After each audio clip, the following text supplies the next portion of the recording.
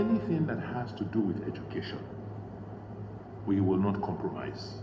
We are all who we are today because of the education we received. We're not saying things are perfect, but as a government, we are committed to making sure that we improve the situation. And most of you in Labour have supported us. And in cases where we expect it to be the same for most unions, especially when you can see that the reforms we have tried to put in place will be in their own long-term interest. So when our children come to us, they cry to me to say, "Sir, please help us. We want to go back to school. We want to go to class. We want to graduate." And we've been begging the teachers to go, and they say, "No. What do you expect us to do?" And what they are striking for, is it our problem? ASU has a problem with its federal.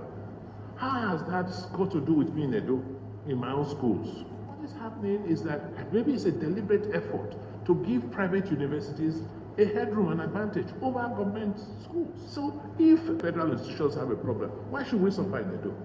Look at what we have tried to do in AAU. We've been struggling to reform, to change. How can you say you have a school that's almost 40-something years old, almost 30,000 students, and they say they cannot pay their way? We are ready to discuss. Don't lump someone else's problem on our post. We're small states. We want to build our model institutions ourselves. We expect everybody in Edo to cooperate for us to build. How can you be fighting me for providing education, struggling to provide education for your child? Is it fair that some of these people who are striking don't have their own children in those schools? They've sent their children to other schools abroad, in Ghana and places like that. All we are saying is work with us. Let us stop this confrontation.